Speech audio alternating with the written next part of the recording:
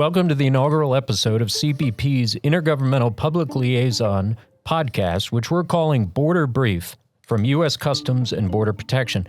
Today's episode features a discussion about tribal liaisons and CBP's work with tribes. My name is Tim Quinn, Executive Director for CBP's Office of Intergovernmental Affairs, which oversees CBP's relationship with tribal stakeholders. I will be monitoring our discussion. Before we jump in, I want to discuss CBP's Office of Intergovernmental Affairs Public Liaison, what we call IPL for short. IPL serves the role of advising the Commissioner, Deputy Commissioner, and Program Offices on the impact CBP's mission, policies, and initiatives have on key stakeholders, which are state, local, tribal, and territorial governments, law enforcement, the national associations representing them, non-governmental organizations, and the public, and serves as CBP's principal liaison to these key constituencies. Joining me today are Bob Dwyer, Office of Field Operations, Massena Port Director, and Tracy Casey, Office of Field Operations, Chief, CBP, Tribal Liaison. Together, we will talk about CBP's tribal liaisons, how they work with tribal authorities, and what tribal liaisons do in Massena, New York. Welcome, Bob and Tracy. First of all, just share a little bit about your backgrounds and how you came to these positions in Massena. Good morning. My name is Robert Dwyer. I am, as Mr. Quinn mentioned, the Port Director in Massena, New York. I arrived in Massena in November of 2013 and started my time there. I have been there in that capacity, and it was very unique with dealing with the Akwesasne Mohawk Indian Reservation, and it's very challenging but rewarding, and look forward to continuing that. Tracy, how did you come to Massena?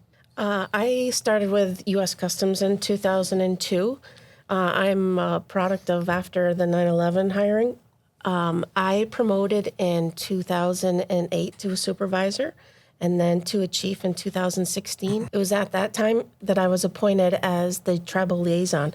And the tribal liaison position in Massena is a collateral duty. So it's in addition to all my other duties. And so for those listening who don't know Massena, don't understand the geography or the relationship with the Akwesasne Nation, talk a little bit about what the geography is.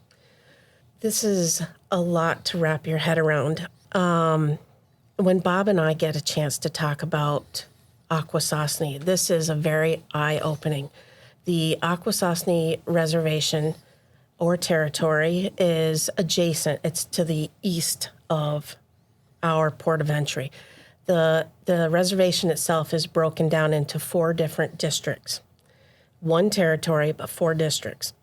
Inside of that territory, 3 of the districts are Canadian. One is Ontario, the province of Ontario, Cornwall Island. The other 2, one is Snai, which is Quebec province, and the other one is St. Regis, Quebec, which is another province. The fourth one is a U.S. On the U.S. side. What's important to note is these 4 districts are divided by the St. Lawrence River, and 2 of the districts are landlocked by the U.S.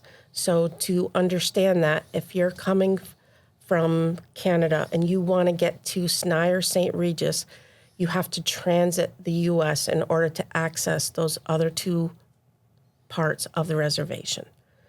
So I think it's important to note that the Native Americans consider this one territory, even though they have different names for their, I don't want to say towns, but districts within their territory. But it's one territory divided by the river, and they have to come through the border to access their parts.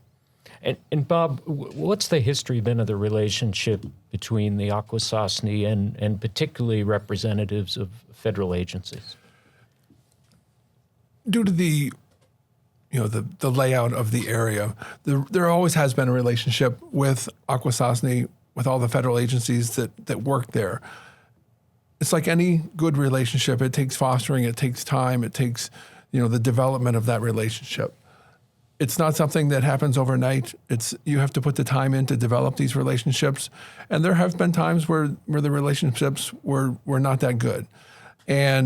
But through the putting in the effort and the time and meeting with tribal leaders and community members and developing that relationship, I would say now it's as good as it's ever been.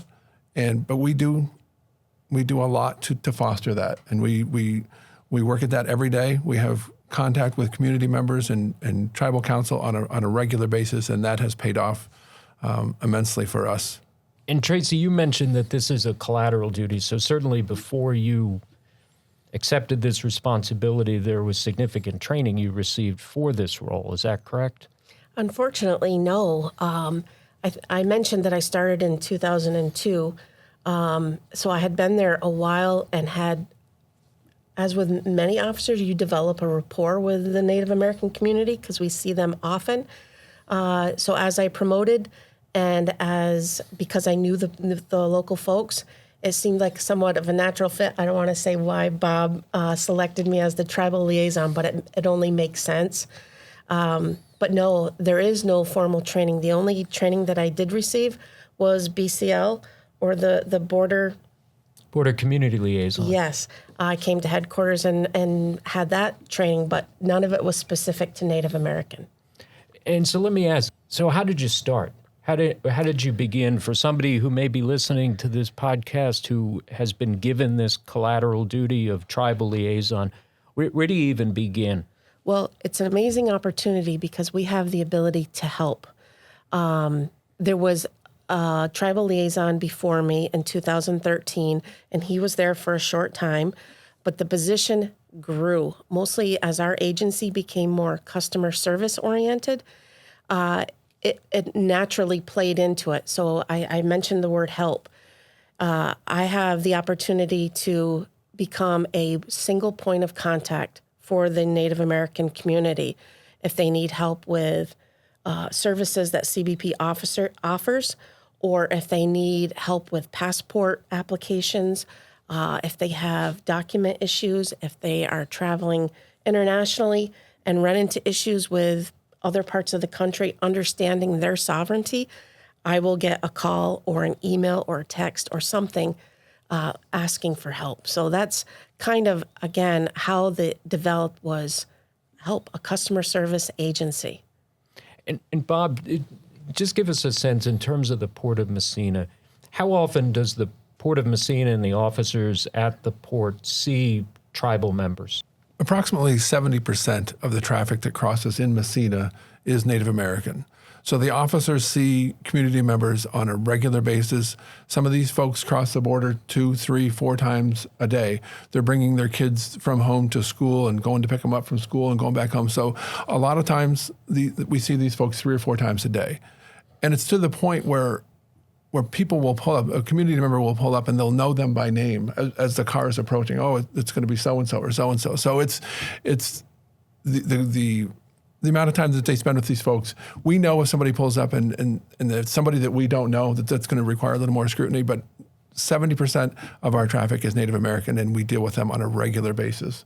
And of that 70% of that traffic, I mean, 98% of those folks are good, hardworking, legitimate people, and that we have no problems with at all. But that's what we see is about 70%. And so how do you prepare new officers who may be either new to the port or new to CBP? How do you prepare them to work in that environment where you have 70% of the traffic through the port are citizens of a sovereign nation, the Akwesasne? Well, one thing that we did, we've been doing it since I've been there, and I think long before that. There was some cultural sensitivity training given to new officers upon their arrival. But I think years ago, it was very common, or most of the people that worked at a port were from within a 50-mile radius. Everybody kind of grew up near the port that they worked at. That is no longer the case. We have people in Massena, working in Massena, that are from all over the United States and from several different countries. And so their familiarization with Akwesasne is right around zero. So it's incumbent upon us to educate them to Akwesasne and their culture so they are more successful when they get out there on the line. And one of the things that we've done, we released it last September, about a year ago. in collaboration with the St. Regis Mohawk Tribe, Tribal Police, and CBP, we created a video. It's about a 30-minute video that explains the history of Akwesasne. It explains their culture sensitivity issues, and how a new officer that knows nothing about Akwesasne could enter the workforce there and be successful sooner than later. And that video that we released last September, we have shown that to countless different agencies, to include CBSA, Canadian Border Services agencies, our local Border Patrol, local police departments, and they all wanted a copy of this video to educate their officers with Akwesasne and make them more successful. And then this year, I think in August of this year, we presented this video on the National Native American Law Enforcement Conference in Las Vegas and showed it on a national level, and it was very well received there as well. So that's what we do to prepare our officers. That's great. And Tracy, you've been doing this work for a while. What, if there is such a thing as a typical day, what does your typical day look like? Well, again, it's a collateral duty. So, and on any day, somebody will come and say, Mr. Jones is here to see you, and I might not have any idea of what he's here for, and he might just be here to have a CBP process, such as a creation of record. I might receive a phone call. I get several emails from the tribe requesting information, or how does the law apply to them, such as the Jay Treaty. I think that would be considered like a part of my day, is just accepting emails and responding promptly. And for those who are listening, who may have just received this duty, what advice do you have for them in terms of how to start? What's day one? What should they do immediately? Is get their name out there. All the tribal councils know my name. They have my phone number. They have my office phone number. Networking. Bob and I meet regularly with all 3 tribal councils. FaceTime is letting them know that we're available there for them, and that Bob is, not to speak for Bob, but he has a great open door policy, and they contact him as much as they contact me. Any cautions that you would give? Sometimes people may be hesitant to have conversation with tribal members or tribal leaders because they don't know maybe things that they shouldn't say. They don't want to be in some way offensive unintentionally, but any guide around that? That's a great question. I think my biggest piece of advice would be to make sure we stay in our lane. And the Native Americans or the tribal councils, they appreciate that. So if it's something that I can't answer or something that Bob can't answer, we point them in the direction that they should go. I'll comment on that as well. One thing as a new tribal liaison is to make sure, like we will hear any complaint from a tribal member or tribal community, is to make sure that we're not selling out our officers. By hearing, to me, everybody's entitled to make a complaint. If they make a complaint, we will hear that. It doesn't mean that we're throwing our officers under the bus. And there was some perception that because we were meeting with the Native tribal leaders or the community that we were selling out our officers. You want to make sure that you are not portraying that, and that is not the case. There's nothing wrong with going and hearing the complaint and making a judgment to see if somebody was in the wrong afterwards, but making sure, getting back to your officers and reassuring them that they're not being thrown under the bus because we're listening to a complaint from a community member. And Bob, you talked about the video that the Port of Massena developed. Talk a little bit, if you would, about other collaborations or other things you're particularly proud of in your work with the Akwesasne. There's many examples. We work with, bearing in mind, there's 3 different government entities within Akwesasne. As Tracy mentioned, there's the Canadian portion, which is the Mohawk Council of Akwesasne. Then on the U.S. side, there's the St. Regis Mohawk Tribe, and then there's the Mohawk Nation Council of Chiefs. So you're dealing with 3 different governments and 3 different you have the Canadian portion, the U.S. portion, and they govern differently. And so it's important. What might work for the St. Regis Mohawk Tribe might not work for the Mohawk Council of Akwesasne. But a couple things that we've done in the past is we used to have a bridge protest or protest in general, and that would really disrupt the whole community. And the bridge authority, if they felt that the protest was getting out of hand, would close the bridge. And that would cause, it shuts down traffic from Cornwall Island, or in essence, Canada, to the United States, which would affect the entire community. The community is approximately 11,000 community members that live there, but it also affects traffic, Canadian citizens or others coming from Canada into the United States. So if that protest is going on and the bridge is closed, it affects everybody.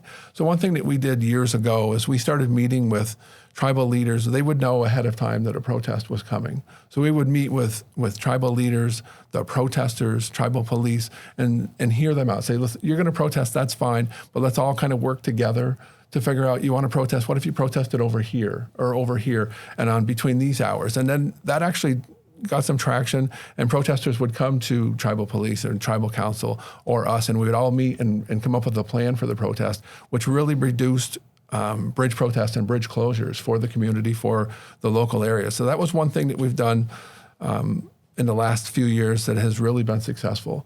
And another example of that would be during COVID-19, when in essence the borders were shut down. It was shut down to all non-essential traffic, with the exception of, obviously, if you were a U.S. citizen, you could re-enter the United States. And if you were a community member from Akwesasne, you could come and go from the United States into Canada.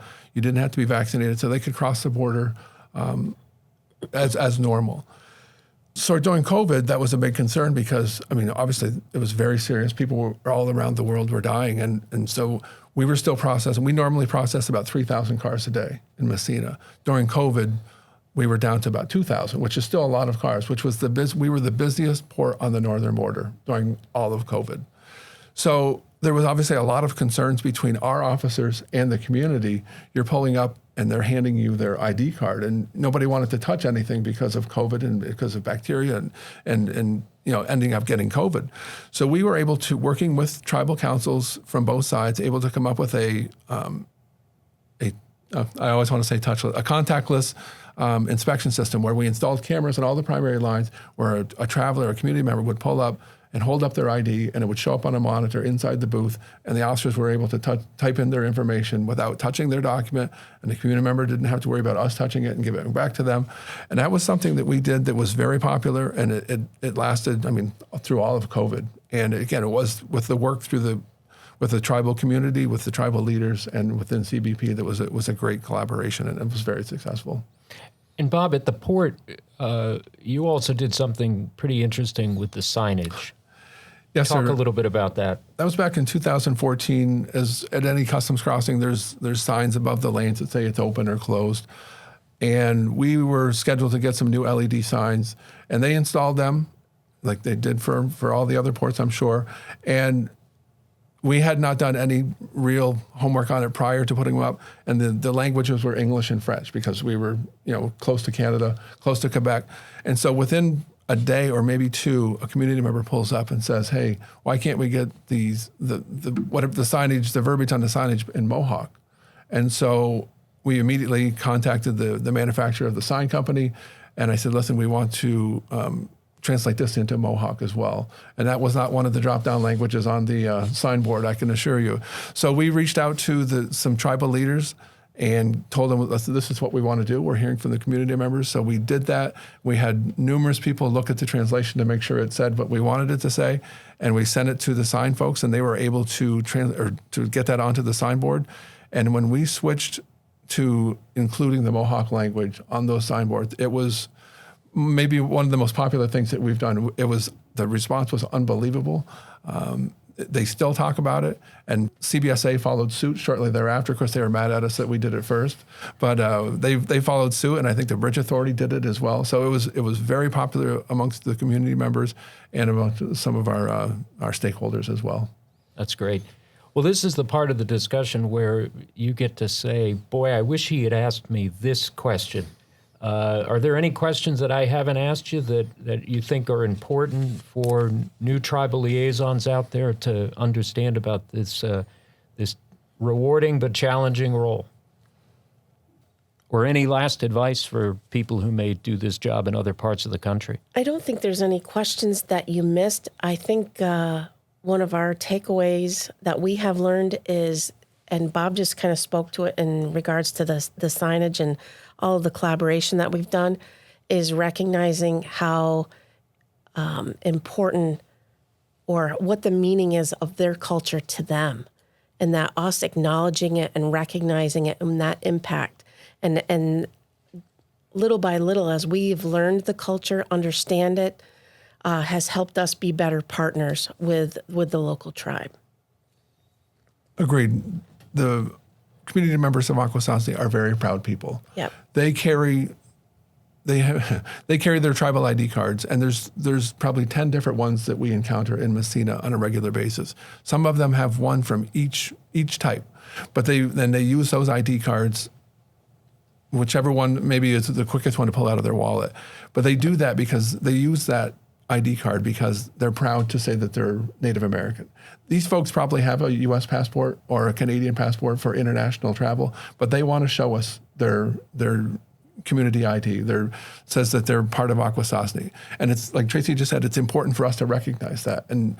And yes, their cards are probably not RFID capable or machine readable. So we have to physically type those in. And it'd be easier for us to swipe their passport, and it would make things faster. But they want to show us their tribal identification card, and we receive that, and we welcome them to do that.